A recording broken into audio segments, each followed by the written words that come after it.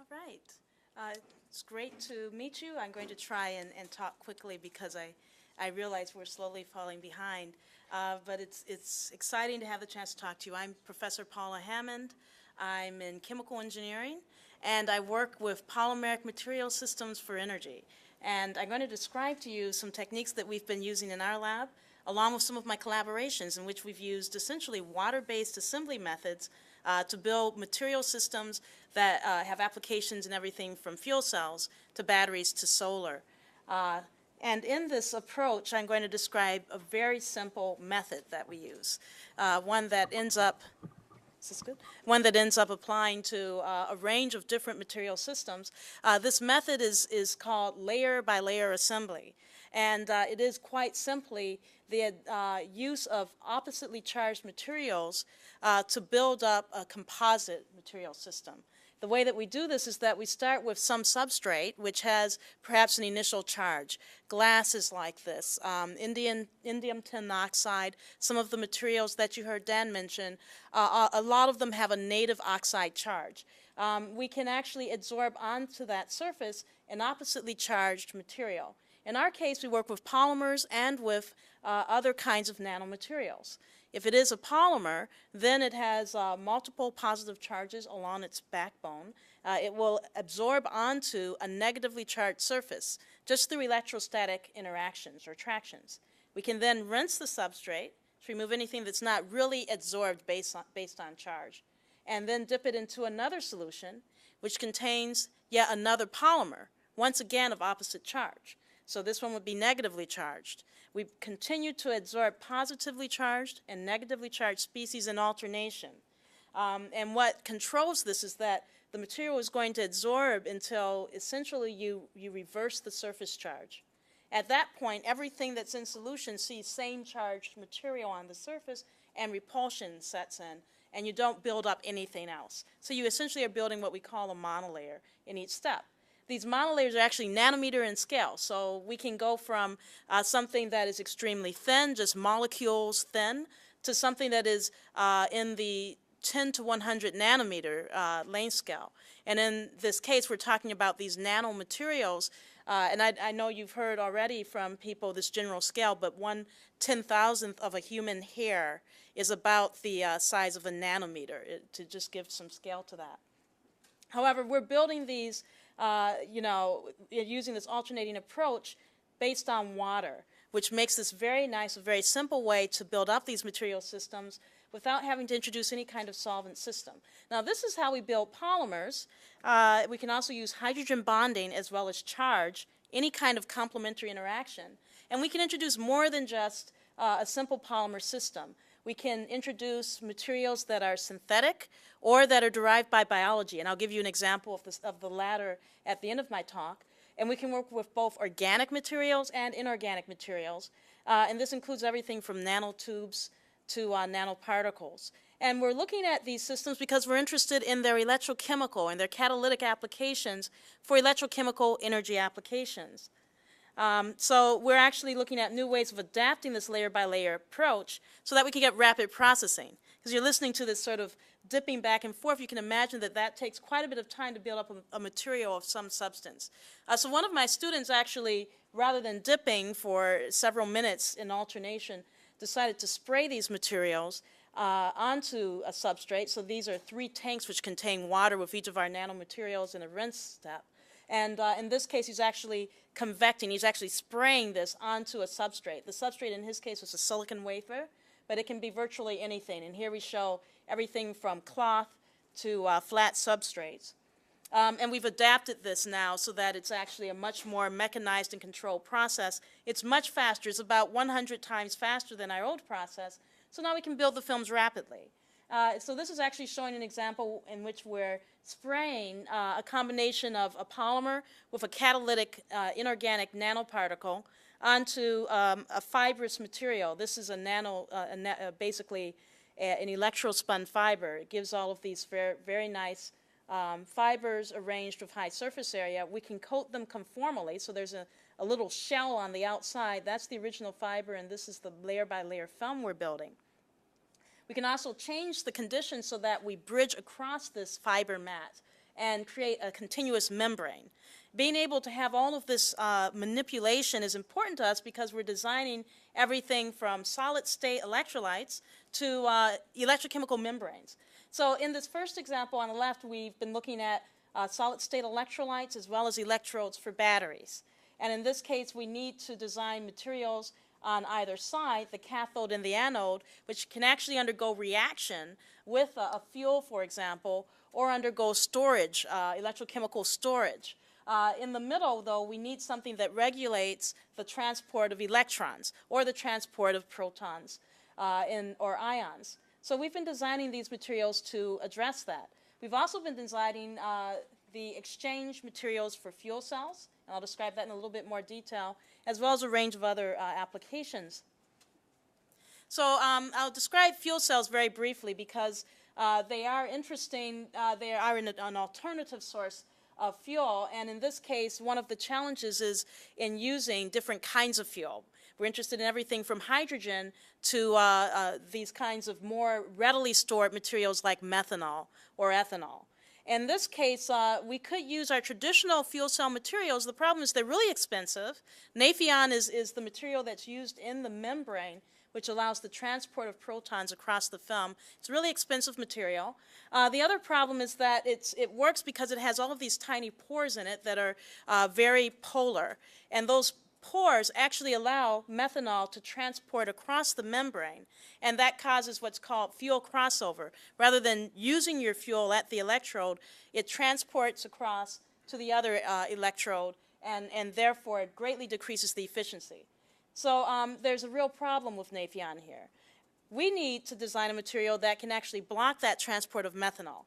And at the same time, we can't lose the high protonic conductivity, because the reason this thing works is that it can push protons across the electrode when you're operating your fuel cell. Essentially what you're doing is allowing methanol to react at this electrode, and you're pulling protons from it and generating a current of electrons. Those protons have to move to the other side to actually complete that current, and at this other side you're generating water. So this is our current commercial material. I mentioned Nafion, which has been used quite well in a number of applications. It's a perfluorinated, sulfonated ionomer. It's very expensive. It's kind of synthetically challenging. It also has to be processed in a very strong sulfuric acid solution after you've cast the film to generate the material that you're making. So if you can imagine the cost in providing the solvents and the synthetic capabilities to make this stuff and then process it into membranes, it's pretty high. What we like to do is take a very cheap system, use water to build it up, and replace this Nafion, and actually get better performance from it. So as a beginning, we're looking at ways in which we can generate thin films which modify Nafion, and then we're going to be moving toward actually replacing it entirely. The reason that layer by layer is especially interesting for this is that you usually start with a polymer that is really, really protonically conductive. Normally that means it has a lot of charged groups on it. Normally that means it's soluble in water. You can't take the polymer that's completely soluble in water, though, and use it as a membrane because it'll dissolve in the fuel cell, which generates water.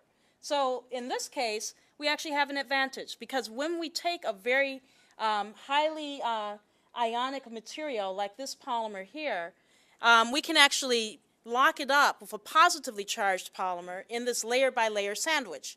And in doing that, we actually allow all of these groups to be available for protons to hop back and forth without having to suffer the losses that we get if this were a material that was just neat sulfonated material. So we've actually been doing this with layer-by-layer assembly. And what we can do is actually generate these, here's the polymer here, alternating with a really cheap positively charged polymer. And we found that we can actually change really simple conditions, like how much salt we add to the water, and get very high ionic conductivities which approach that of Nafion. Nafion's about 98, we're hitting around 70. And this shows how we can actually control that ionic conductivity. On the other hand, when we look at how easy it is for methanol to go across this membrane, we find that our permeability is about 2 orders of magnitude lower than Nafion. That means it's roughly 100 or more times harder for methanol to cross our thin film than it is to cross Nafion. So just to show that this material works, we coated a Nafion membrane with our layer-by-layer film. Just a few layers, just about 100 nanometers worth of material, and we found that we could improve the performance by 53% in power output. And this is just an image of a layer-by-layer film on Nafion. So right now we're actually looking at how we can get rid of the Nafion altogether and generate a freestanding film that would allow us to get very high-level performance in a very thin film assembled with water. So I've been talking about polymers, but one of the interesting things, and you'll hear more about this from Michael, is to be able to incorporate other kinds of nanomaterials into these films. And in a collaboration with Jan Schauhorn, we've actually been working with multi-wall carbon nanotubes. These are carbon nanotubes that have more than one wall of graphene as part of their makeup or their composition. And they're relatively inexpensive. We were interested in whether or not we could use them as the basis for electrochemical electrodes, including some applications such as lithium battery storage. Now, what we actually did was work with Jan to generate carbon nanotubes that are negatively charged and carbon nanotubes that are positively charged, and layer by layer them into a film. This gives us a carbon nanotube thin film that actually has some mechanical integrity, but consists essentially of all carbon nanotubes. And that means we can actually access the spaces in and around this carbon nanotube system. These films build up very nicely. As you go up in layers, you begin to see it go from transparent to this fairly opaque black color here, which indicates that we're beginning to block all of the light or absorb all of the light. Here we can see the nice linear buildup of the film. When you actually take a close-up of these things, they're really carbon nanotube mats that we're creating. They have a high amount of porosity. The surfaces of these carbon nanotubes are highly accessible for electrochemical reactions on their surfaces. So here you can see an electron micrograph, which gives a little bit more detail. This scale bar is just 20 nanometers. That's extremely small. And you can see that these carbon nanotubes aren't aggregated. They remain independent and separate. And we have a large amount of free space here, but it's on the nano level, so we still have a high density of packing. And this is just another kind of cross-section of these materials. What was really exciting about this is that we found that we could get extremely high power from these material systems, as well as high specific energy. And there's a reason why that's important. Typically, batteries, lithium batteries, have a capability of storing a large amount of energy. But for you to discharge a lithium battery takes time. So you get high energy, but you don't get a lot of power, which requires that you deliver the energy rapidly over a very short time. On the other hand, capacitors, lithium batteries are based on electrochemical kind of redox storage. Capacitors are really just using surfaces to store charge. And when you discharge a capacitor, it all comes out very rapidly. So capacitors, in the traditional sense, can deliver very high power, but they can't store a lot. What we found is that our material systems actually give us very high power density and high specific energy. So we're delivering specific energy. Here we can see a lithium battery in which the layer-by-layer film is the negative electrode. And what we find is that we have high specific energy, as shown here, and high power, which is something that is very difficult to achieve in a battery system. And the reason that we're getting this is because we have all of this surface area. So we have this traditional storage on the surface of charge that we get from a capacitor. However, we also have these Faradaic reactions that are taking place in which lithium is inserting itself on carbonyl groups that are left from our surface functionalization. In fact, the fact that we're using multi-wall nanotubes in this case is helpful for us because we're actually etching away at some of the layers, and that exposes more graphene layer and more of these reactive groups for Faradaic storage of lithium. So we end up with these sites which allow us to have chemical storage, like a lithium battery, with a huge amount of area, which gives us the capacitor-like storage, and the combination of the two gives us rapid discharge. So I'm going to skip through this a little bit. This gives you an idea of other materials. I've been talking about carbon nanotubes. which can give us this very nice capacitance. However, we also know that metal oxides can give us an even better performance. And what we can do is actually use this carbon nanotube system as a way to generate other capacitive materials within the porous matrix. Now, this is interesting because a number of the materials we're interested in don't have great electronic conductivity. So you can have something that has a great capacitance, but you can't move electrons back and forth rapidly, so you can't get that high power. In this case, we're going to use the carbon nanotube as a backbone or network, and after we build the film, we can generate this carbon nanotube network, which is highly electronically conductive, and coat it with capacitive materials for storage. That's something that we're doing now, and we've actually found that we can get very nice, very high capacitance, about 4 or 5 times what we initially reported for the lithium battery, by coating these with ruthenium oxide and manganese oxide. So finally, I'll give the bio example very quickly. One of the nice things about layer by layer is that you can use water, and I keep mentioning this because it's environmentally favorable, but it also allows us to manipulate a broader range of things. There are a lot of nano objects that are interesting that nature makes, and we can actually take advantage of. And in this case, we're very interested in being able to introduce some of those natural materials. But if we use sort of a regular solvent-based or high-temperature-based process, we'll destroy a lot of the protein-based things that nature makes. There are a lot of unique structures then that if we use water, we can actually incorporate into our layer-by-layer film. So we've been working with Angie Belcher, who's in material science and engineering at MIT, another collaborator. In Angie's work, she designs, genetically engineers phage, or viruses, which express specific proteins that bind metal or metal oxides that are of interest to us. In her case, she's working with these phages, which are non-infectious. It's important to mention that. They don't do anything to humans, but they are able to genetically evolve in the presence of the material of interest so that they express a number of groups on their surfaces which can bind a metal ion or a precursor to a metal oxide that we'd like to template. They're very small. They have 8 nanometer to 10 nanometer diameters, and they're about a micron in length, so they're really nanomaterials. They're kind of this nanoscale spaghetti that we can work with. And in our work together earlier on, we found that when we combine her negatively charged phage, they happen to have a negative charge, with our polymer assembly process, we end up building up a thin film below, which is electronically or protonically conductive, depending on how we design it.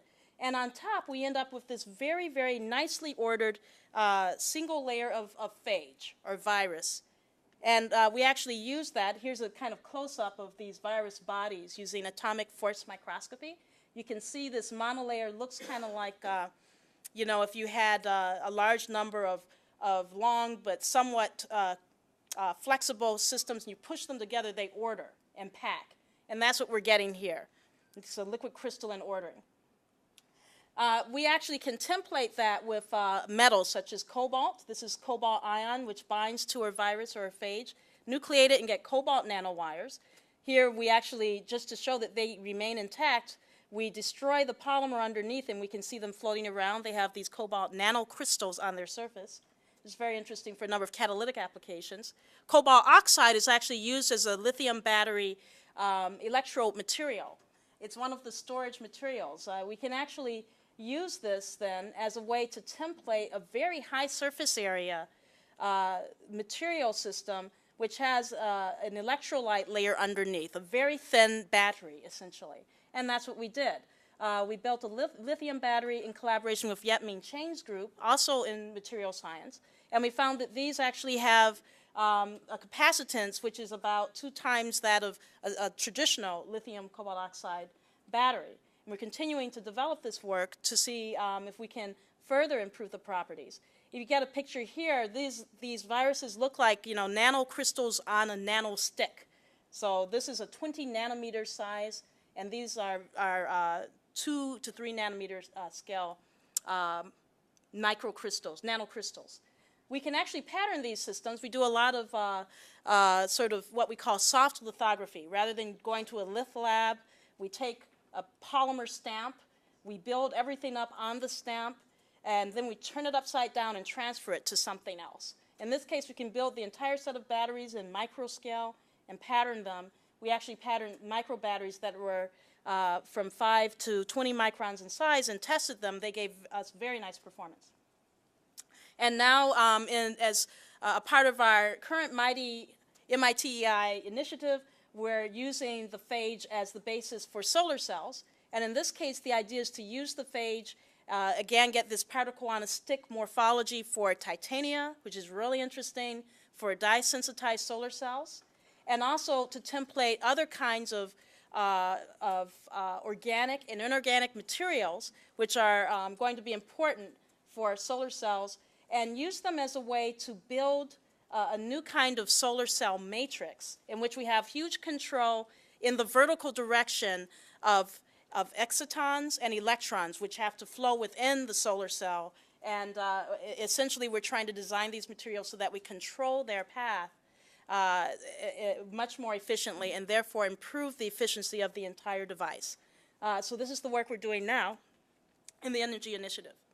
So I'll stop there. I described the work that we're doing on fuel cells, work with Jan Schauhorn on batteries and capacitors, and work with Angie Belcher on virus batteries and virus solar cells. Okay, thanks. Is it possible to deposit dielectric also? Yes, it is. In fact, any of these, and some of these systems actually are in that category of dielectric materials. Any of the systems that can be deposited using sol gel techniques, which is one of our favorite ones, or electrochemical pulsing. Dielectrics fall in that category. So it's very straightforward to also introduce dielectric materials. There's this entire periodic table of systems that we can access using this. This would be excellent for capacitors, and we actually are exploring capacitors for some of the work that we're doing. Yes. Yes. The problem for fuel cells for cars is expense, and they wear out too quickly. The problem for batteries is that they don't hold enough energy to drive 300 or 400 miles, and then it takes all day to charge them up. Is either of these approaches promising for cars, and if so, how soon and which one is more promising? A good point. Okay, for fuel cells, I talked about traditional acidic, protonic fuel cells. There's been a great interest in alkaline fuel cells because in that case you can greatly lower the cost. You end up using a different catalyst combination. So in our work, we're actually moving toward designing layer-by-layer thin films that can act as an alkaline exchange medium for a fuel cell, which would then make these much more manufacturable. The technology itself already exists. We're looking at how we can use this to make it more implementable. In terms of additionally with fuel cells, we're looking at platinum-ruthenium combinations with Jan Schauhorn. So even in these systems where the electrodes are expensive, if you can maintain their stability for a longer time period, the overall cost of maintaining the system is lowered. So we're also looking at platinum-ruthenium. Let me see. The other was batteries. With regard to batteries, a lot of the work that we're doing has, initially at least, focused on portable battery systems, but now we think with the carbon nanotube systems that we've been developing, there's the potential for extremely increased power. That's been of interest for automotive manufacturers because it means you can actually start the car with the kind of battery power that you have. Typically, that's one of the big downfalls for batteries in these systems. The other is that you need. On that, let me just ask you that question. Electricity actually has, the electric motors have an awful lot of torque, and at least the electric cars that are out there, the real electric cars like the Tesla and the Fisker, that's not a problem. Now maybe it's not a problem because they have a huge amount of battery. Yes. But is that the case? Is it just because you'd be able to have power with a lot less battery? You'd be able to have power with a lot less weight with the kinds of techniques that we're talking about. because we're really looking at these nanoscale material systems that have a huge energy density and volume density. And that's what we're trying to do with the carbon nanotube. Pack all of that specific energy into these nanopores and nano surfaces. This would allow us to create a much lighter weight battery. The power issue is a separate one, but it's also one that we can address by combining the Faradaic reactions I was describing with this sort of capacitance-like ability to discharge. And that's a separate problem, but another one that automotive manufacturers have described as an issue in using an all battery-based car. One is the fact that a huge part of the car's weight is the battery, and the other one is the fact that you need to be able to have enough power to get the car going and to accelerate. So you'd be able to do this with a lot less battery. Yes, the idea is that you'd be able to do this with a lot less battery. I should say that this is obviously sort of in the blue sky projection. Right now we're looking at these thin film batteries that are powering much smaller things than a car. But the ability to spray layer by layer, we think, is one of the routes to making the technique more manufacturable and more feasible for adapting to a large range, a real car battery, for example. Yes? And would they be? I'm really sorry. I'm just going to have to cut this off because Professor Chen has to leave at 3 o'clock to teach. So we need to move on to the next one. I'm so sorry, but I will connect you guys so you can finish this conversation, okay?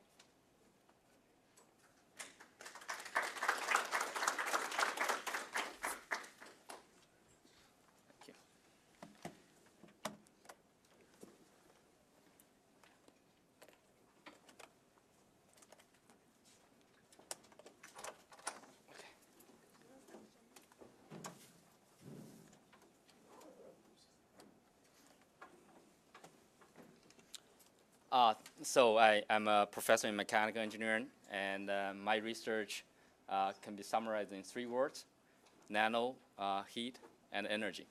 What I do in terms of research, I'm not going to cover today, but briefly mention I do some solar photovoltaic, and also improving. Most of my research related to energy.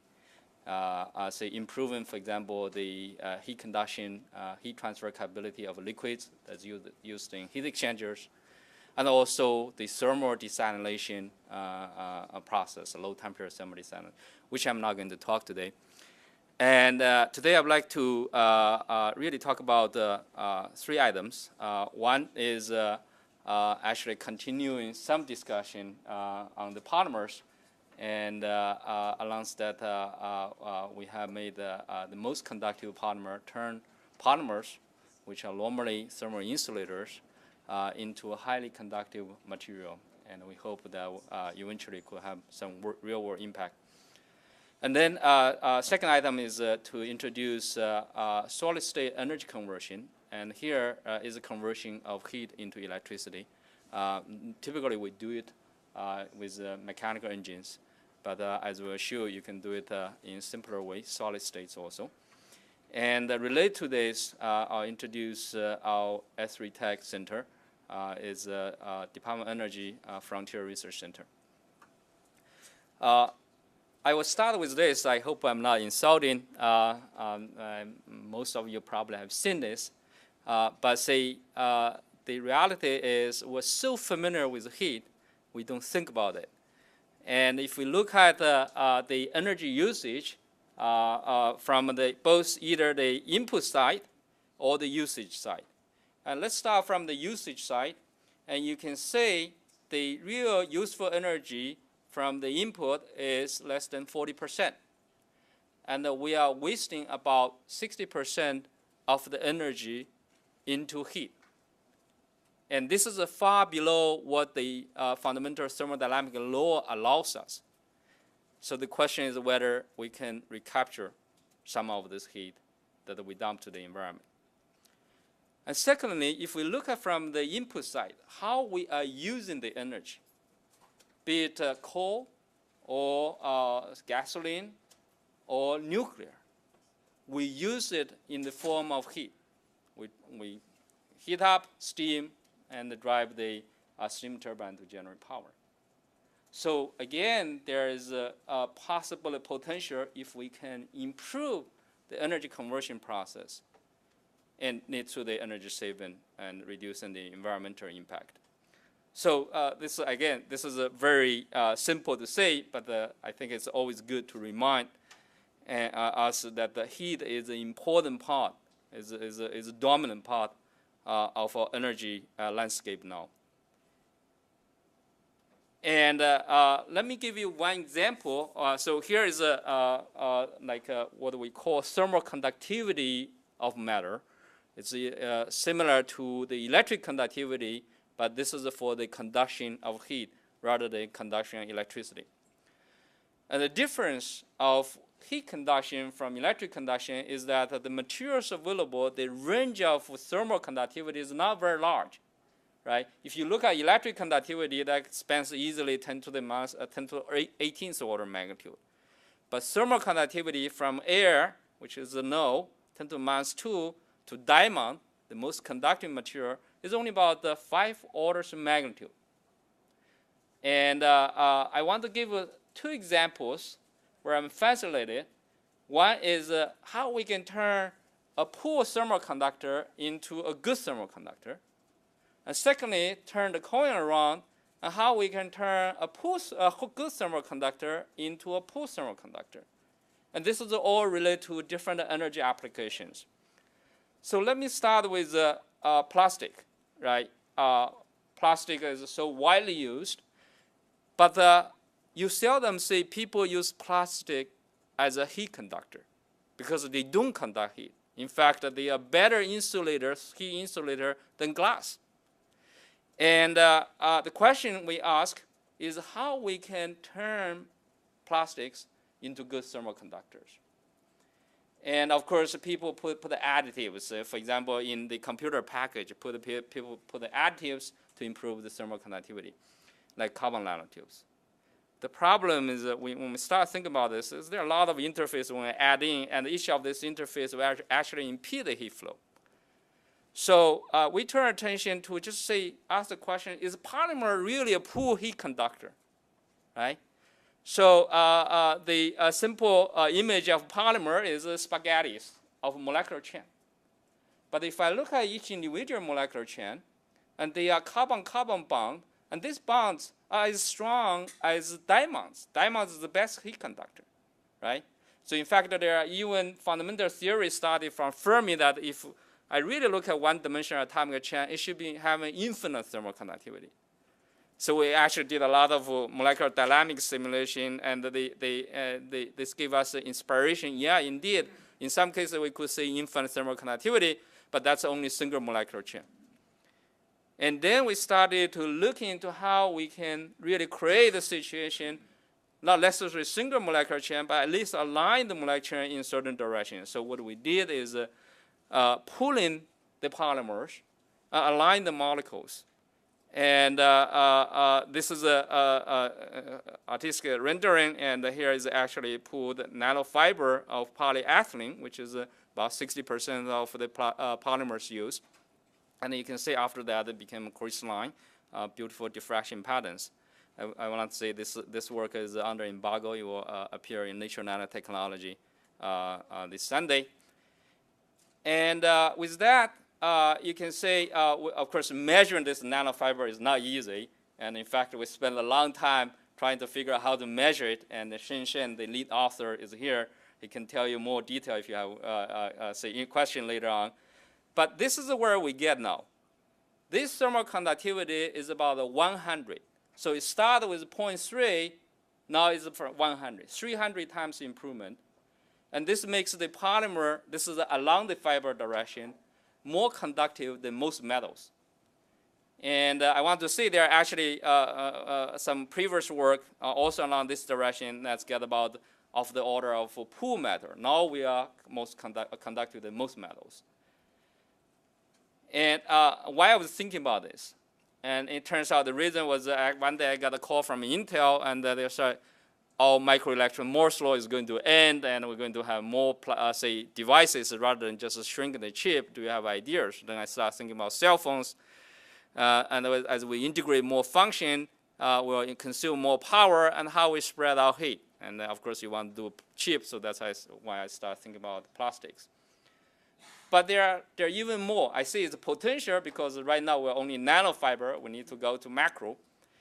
And you think about the radiators, right? In household, in automobile, if you can replace metal with plastics, and also in solar thermal, where the absorber is made of copper, and those kind of applications, if we can eventually replace metal with plastics, we think there are really big potential there. So this is one example. Next, I want to turn into another example. Now, this is a heat conduction. Now I want to talk about energy conversion. I want to convert heat into electricity, solid state way, without the moving parts. And I would like to invite my student Andy come up and to give a demo. This is the device. So people have generator engines, right? I have a generator in the pocket, right? So this is anytime you have temperature difference, you can generate electricity.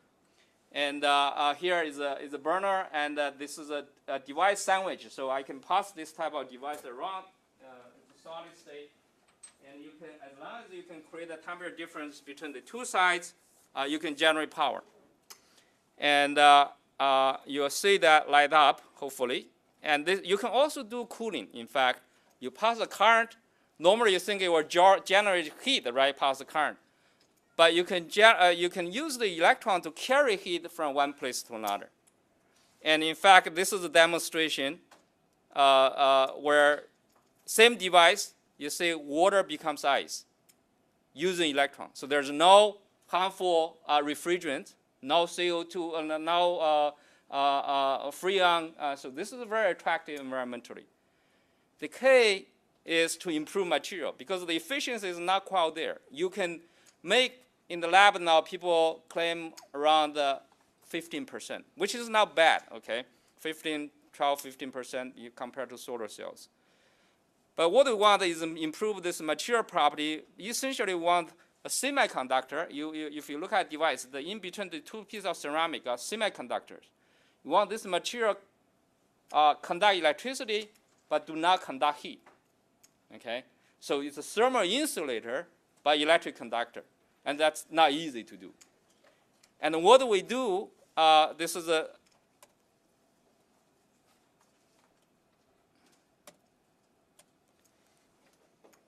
okay. So actually now, right now there are on the market there are products from dormitory refrigerator to even if you have a fancy car seats will cool down quickly when you get into the car in this hot summer. And in the generation side, the LASA use a nuclear source in deep space mission, but on terrestrial application, not very much. And what we're doing since 90s is trying to use the nanostructure. And this has working with a collaborator, MIT, like Millie Dresselhaus, my materials collaborator, Boston College, Professor Zhifeng Ren. We've been using interfaces in the material to reflect sound wave, high-frequency sound wave, which carry heat. So that means I can make the material highly thermally insulated. But I have to do it without impeding the electron transfer. And we're successful after 10 years. And the first paper we published on this is we published many other papers on the basic principle. So basically, it's the high-frequency acoustic waves, say the interface, get reflected, less heat propagate forward. And with this, we can improve. This is the best material since 1950s. And we make the significantly better. And in fact, what's really attractive in this is my materials collaborator, Professor Zhifeng Ren, developed a low-cost technology. It's shaking the material mechanically into powders and recompact them into bulk form. And nano, at the end, you do it keep the nanostructure inside. So you got a lot of interfaces. So and this strategy has been successful not only in the material bismuth telluride, but in all other material, because you can say this is a wide temperature range, and that's what you need because it depends on the heat sources you have, and you need different materials. And in fact, this has led to MIT spin-off GMZ Energy, and they're pursuing developing real energy product now. And what are the potential here, right?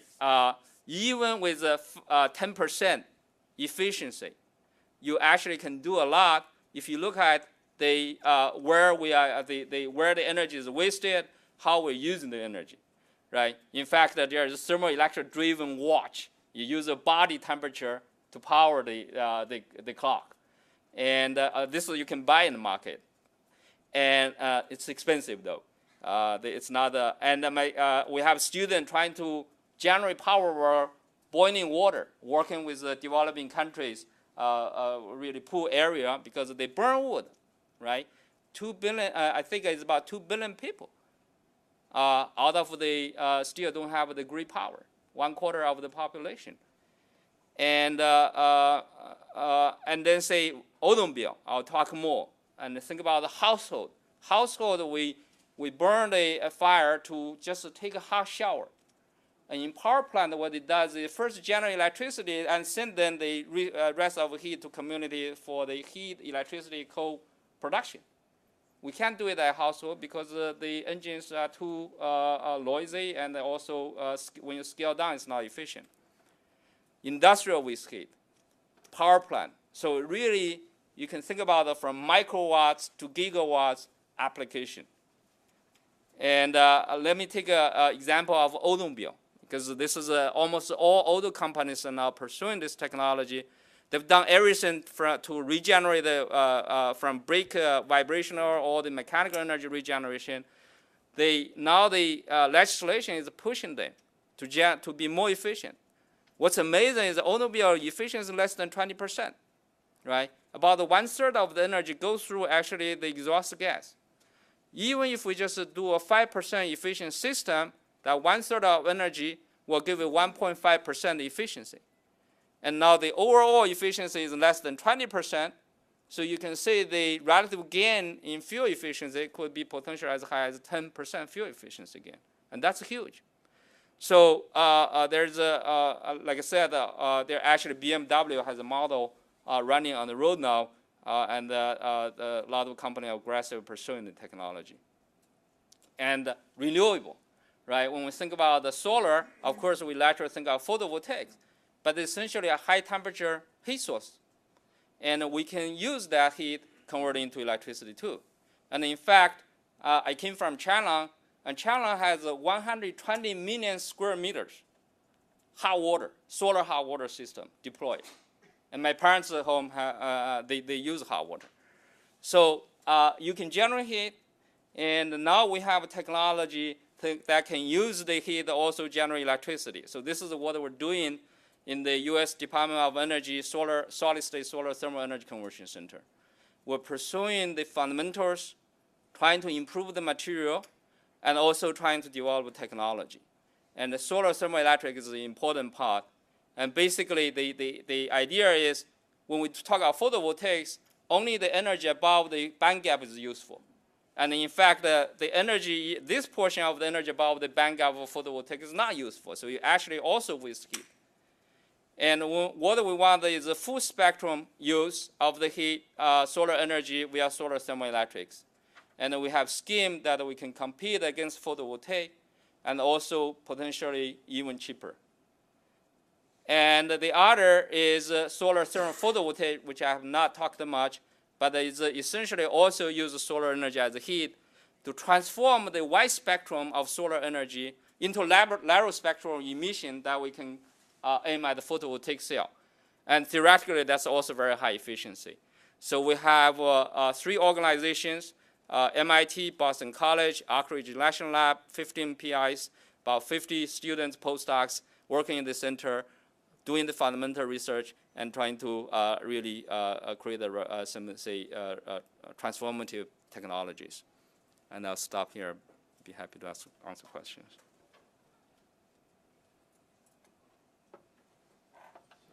So you can either use this to capture the waste heat in a concentrating photovoltaic. There are many ways to do photovoltaic. You have concentration. You can combine with steam.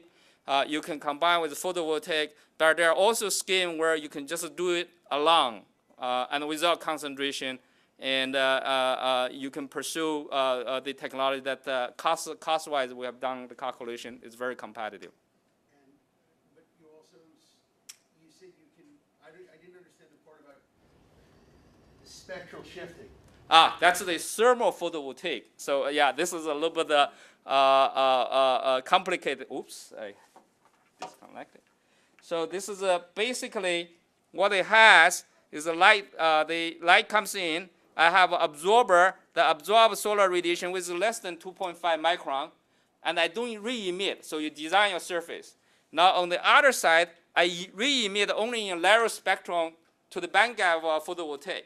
And in that lateral spectral range, photovoltaic can be very efficient. So it's more like a wavelength transformer, or you transform the photon energy into the one that you want. Yeah, yeah. You mentioned industrial waste heat, which Right. is just an enormous amount. Yeah. How would it be applied there?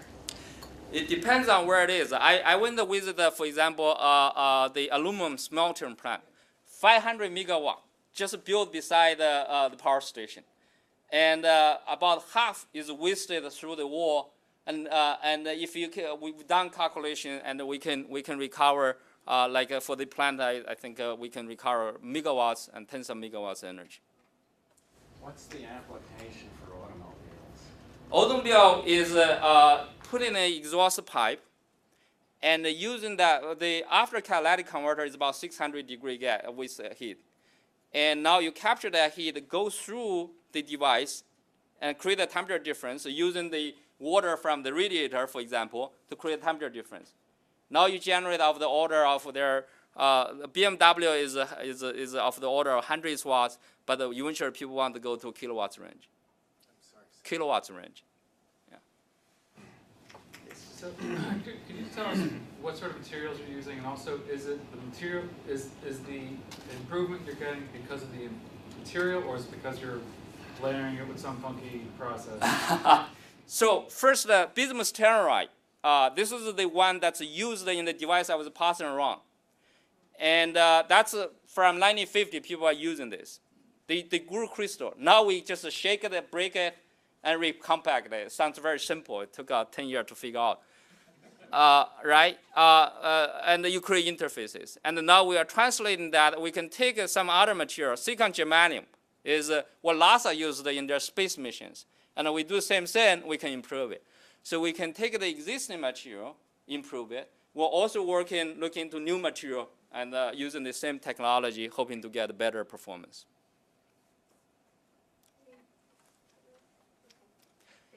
Thank you. I hope I have my generator.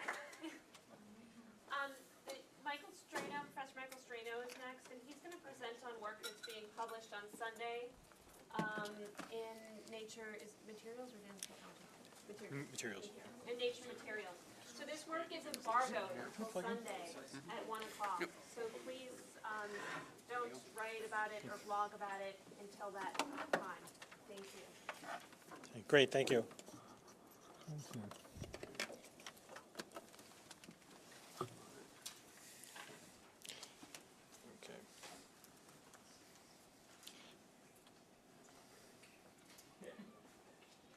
Thank you very much. In fact, I'm going to talk to you today not about my research or give a global overview of a center. I want to talk about just one, what we think is a very significant discovery that we've made at MIT.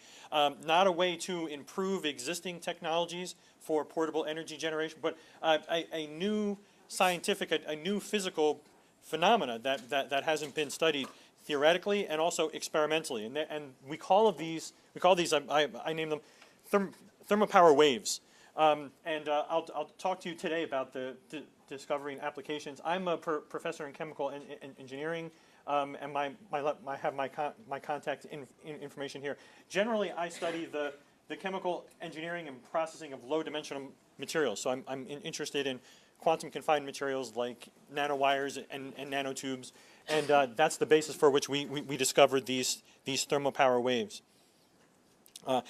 They told me to just emphasize this. I have to say it. Make sure. Please don't write about this until the embargo date. I'm sure everybody here is professional. So this will be coming out in Nature Materials, a paper that documents both the theory and the first experimental observation of what are called thermopower waves. And the idea is pretty simple. It's but I wanted to preface it with where we think the technology could make an impact. So if we look at current battery technology, the things that we would like to change would be their composition. They often include toxic heavy metals that are environmentally harmful. Energy, we don't think of batteries themselves as a net energy loss, but actually current battery technology and supercapacitors leak. They have a self-discharge rate. And if you add up just the lithium-ion batteries that are produced each year out of my laptop, actually you have to build a small nuclear reactor just to account for the energy that leaks out of our laptops when they're off. So the idea is this energy leakage is something that we'd like to do away with. And power density, we'd like to have smaller batteries in our devices, right? So more power in a smaller size. That's what's needed, power density. Okay, so what is a thermopower wave? I'll explain it pretty simply. You take a nanotube or a nanowire. Nanotechnology is producing a wide range of materials that conduct heat very fast along a tube. You already saw some presentations today on carbon nanotubes, but also nanowires. They conduct heat very quickly. In fact, we talked about a thermal conductivity of about 100 watts per meter K. Carbon nanotubes have as high as about 10 kilowatts per meter K thermal conductivity. So about 100 times better than even some metals. And the idea is to coat them with a fuel that will release heat when you start the reaction. This can be a wide variety of organic molecules. When you heat them up, they decompose and they release heat. And the idea is that when you start the reaction, the heat will dump into the nanotube, where it moves much, much faster than it would in the fuel. And that traveling heat will then react more fuel, and it makes a wave. It makes a 1D guided thermal wave that's powered by the fuel.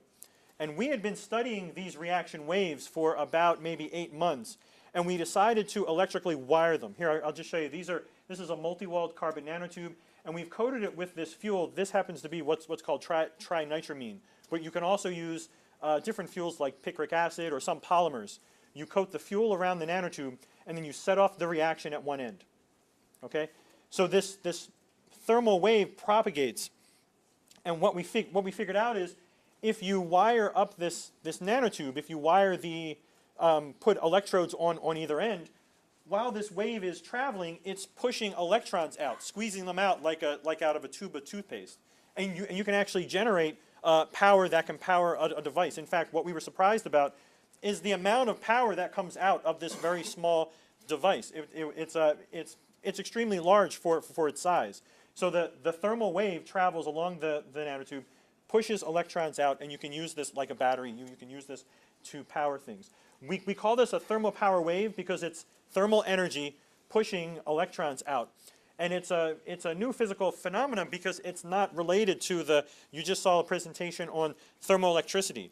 Actually, carbon is a very bad thermoelectric, but it gives much better power out of this kind of phenomena.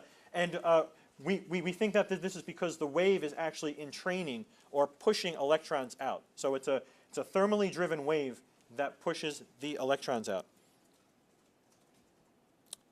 This is some of the data here.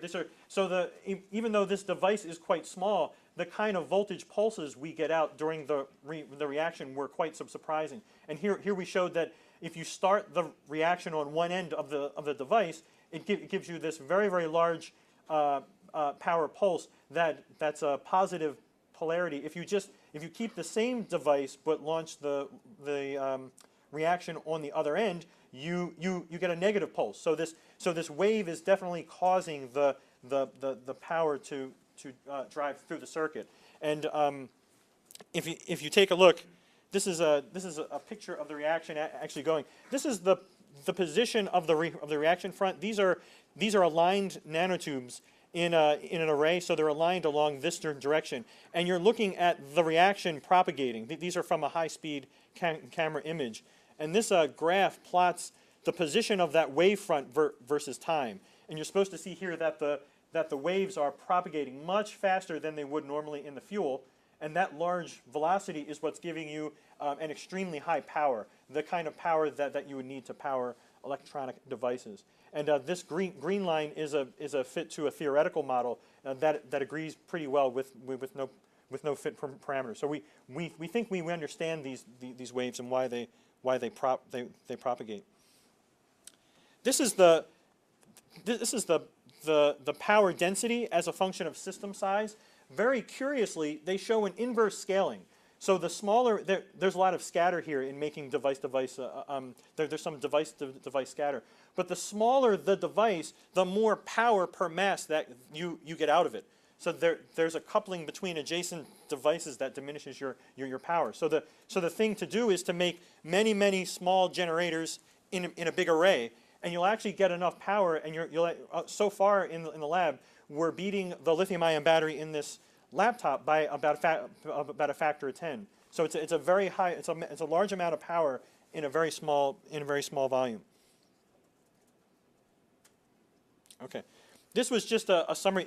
How does this discovery fit in with many other technologies? We plotted up from, most of these are from the open literature. So these are not even commercial devices, but things that are emerging and supposed to be better. And so we plotted if we plot the power density, which everybody's trying to increase, versus volume, you can look at different technologies like rechargeable batteries, MEMS type of batteries, supercapacitors, thermoelectric harvesting, vibration. What's interesting, not only can we make many of these devices and make a large battery, but actually these devices are the smallest to give such a large power density. So the realm, if I just look at one single element of our device, it operates in this region.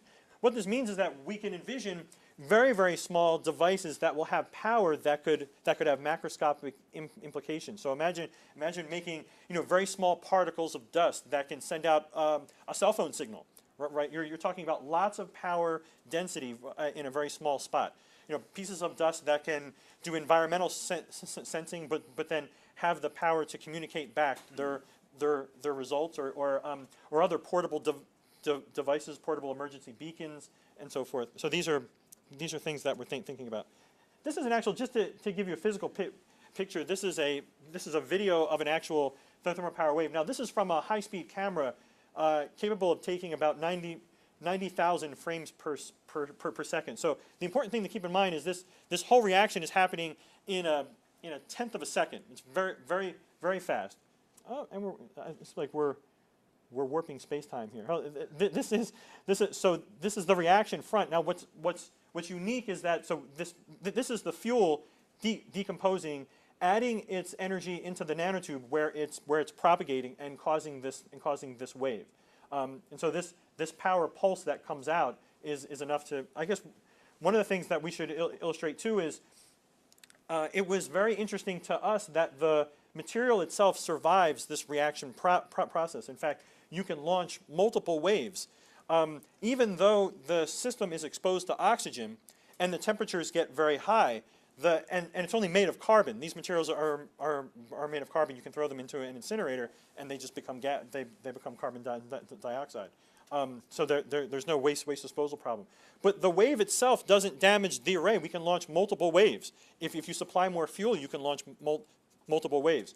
And so the reaction must happen so fast that it excludes oxygen, and you don't get an actual burning. Okay. So why these thermopower waves we think are encouraging? They generate power that definitely competes with battery technology, but they're all organic. It's all carbon. There's no disposal problem. They're completely renewable. You can make these carbon materials from ethanol and a catalyst, so that they can come from ethanol. And if there's no waste disposal problem, they can be incinerated. So there's no heavy metals or toxic metals to worry about. There's zero energy leakage. The fuel in your car doesn't leak energy over time. In fact, the energy is stored as a solid chemical fuel. So imagine a cell phone you can lose in your couch for 4 years and pick it up, and it still has power in it. Anyway, power density. already exceeds commercial lithium-ion batteries by about a factor of 10, and we haven't even engineered how to funnel all of that energy back into the device. And so we think there's potential for significant engineering. And this is our future work. What's really nice about these waves is that mathematically they haven't been described. They have very interesting properties. They're called they're solitons. And there's a very elegant theory that we are developing that describes the propagation of these what are called thermopower waves. And these waves, for example, our theory predicts that under some conditions, this wavefront will oscillate. And we've actually started, this is work that just a couple of weeks old, we've actually observed these oscillations in the wavefront. And this comes right out of the fact that they're described by nonlinear coupling between heat and reaction. Oscillating waves are important because it's actually very difficult to make a small battery generate oscillating waves. You normally need very large and cumbersome mechanical devices. But if you have a very small device that can generate alternating current, you can generate cell phone signals, high frequency signals. You can make mixers, and a lot of electronics is actually based on time varying waveforms. And this is kind of built into the device as a way of generating these signals. There's no special inverters or rectifiers or things that are needed in order to do that conversion. So size scaling, power density increases with decreasing size, which is an unusual scaling. And then fuel types, we're very interested in working out how to extend this concept to other fuels of interest, like those that are biomass derived, renewable fuels, things like methanol or ethanol or formic acid, and for focusing on high power density. Okay, and with that, I'd just like to thank my team. Wonjun Choi and Joel Abrahamson, and they're here. They're the inventors on this device, and Wonjun Choi is the lead author on the paper. And the work was sponsored by Air Force Office of Sponsored Research and also a grant from the National Science Foundation. Great. I'll answer any questions. That's all I had for now. Yeah, Joe. I'm confused about how the fuel interacts with the electrons. I mean, I understand the waveform, but you can't just put the fuel in there, can you? You've got to light it or something. So right. So a small amount of energy is needed to initiate the reaction. Once it's initiated, though, the fuel makes the heat. The heat goes in the nanotube. The heat then travels along the nanotube, feeds back into unreacted fuel, making more heat, and back. So there's a feedback. And this makes that wave. It makes that it's a thermal wave that travels along the nanotube, driven by the fuel. Now, how it pushes the electrons. Electrons can be thought of in some instances like particles, right? So if you heat them, the electrons will move, and all you need is to have moving electrons in a single direction to get a current, right? So what this thermal wave is doing, we call it electron entrainment. That's still controversial. Because we don't understand it yet, but this thermal wave is able to push the majority of electrons along with it, and this gives you a new kind of power. So yeah. How does the fuel get this going? I mean, did you light the fuel, or did you heat it, or what? So we've used a couple different things. You can use you can use a small initiating spark between two electrodes. So you put some potential between a very small electrodes, make a spark, and you'll set off the reaction at one end. You can use a laser, a very small laser pulse, can set off the reaction at one end, and then the wave will propagate. And you can also use, we're getting more sophisticated now, you can make a very small kind of micron-sized filament, and you can basically place a small current across that filament, heat it up, and the idea is you put a little bit of energy in, you get a big wave of energy out. That's the idea. Do you have a... Yeah, what kinds of fuel to electricity conversion efficiencies do you think are possible? So based on the second law of thermodynamics and the first law, you can because the device operates at very high temperature, we think that conversion efficiencies can get above 40–50%, and the what's called the Carnot limit is higher because the device can operate at very high temperatures. The devices that I'm showing now actually have a very poor efficiency between fuel to electricity, because a lot of our energy actually goes as light. You actually saw this thermonic emission. We're not even trying to couple that back into the device, but if you can imagine if we put reflective surfaces or played games preventing that energy from getting out, we think we could boost the efficiency quite a bit. Yeah. John? How would you reload the tubes with fuel after an ignition? So there are two envisioned applications. One is a single use application where you'd want a device to sit dormant, and as soon as you queried it with, say, a microwave pulse, it would generate enough energy to do something like a remote sensor. However, I have some extra slides if you want to look. We're able to launch multiple waves on the same device. In other words, the device itself is not just destroyed in the process. So to make a continuous fuel cell out of this, a thermo-wave fuel cell, say, all you really need to do is dose a fuel that would condense onto the array, launch your wave, harvest your power, and do the same thing. Just keep dosing fuel, right? So all we need to do is have a way to introduce more fuel, and you can launch as many waves as you want. So you may see new kinds of fuel cells that would operate very, very differently on a completely different process, different set of physics, based on this concept, a thermo-wave fuel cell. You could think of it. Yeah, Jim. Was this something that began as theory, or was this an accident? A cat kicked something over in the lab. Where did this come from? It was an accident. It was a pure science. It started from a pure science investigation. I was interested in chemical reactions that could be guided along a nanowire, a nanotube. I work with nanowires and nanotubes, and I'm a chemical engineer. What if I did a chemical reaction near a nanotube? And the first thing we found is, boy, they're really fast. These exothermic reactions can be 10,000 times faster if they're near a nanotube. And so, in an attempt to try to measure the velocity of these waves faster and faster, we just wired them up electrically, and we were very surprised by the size of these pulses. Enormous. You do the calculations, and it's an enormous amount of energy. So it's not just a way of monitoring the reaction, but there's a lot of power that can be generated in this very small spot. So that's basically the story. Yep. What about the size of the applications? Again, I focus on automobiles. Can you foresee something like that? Well, the devices now are microns in size. However, we can vary the size. To power an automobile, you need many of these devices aligned in an array. One thing that we have found is they need to be isolated from each other. You can't just aggregate them all together. You get less power out than you would if you divided them up separately and reacted each one individually. So macroscopic batteries will involve taking these devices and making lots of them separated into an array where they can react in unison but not communicating with each other. And there's a reason for that. And how do you keep them going over a long time? So if you wanted to make a device that would power a car, you would make an array that and you would have your fuel source be something like a liquid.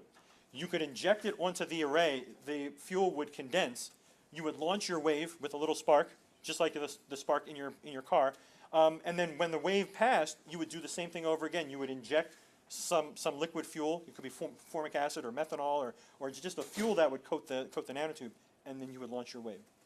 Does that make sense? And presumably you get a lot more energy out of the wave than you put in when you... Sure. No moving parts, right? Yeah. There's no mechanical. No friction or entropy generated by moving parts, although entropy generated by the reaction. So, yeah. Did you want to? Do I know more time? Yeah. I have to leave. You're going to hook me. Okay. Thank you very much. I appreciate it.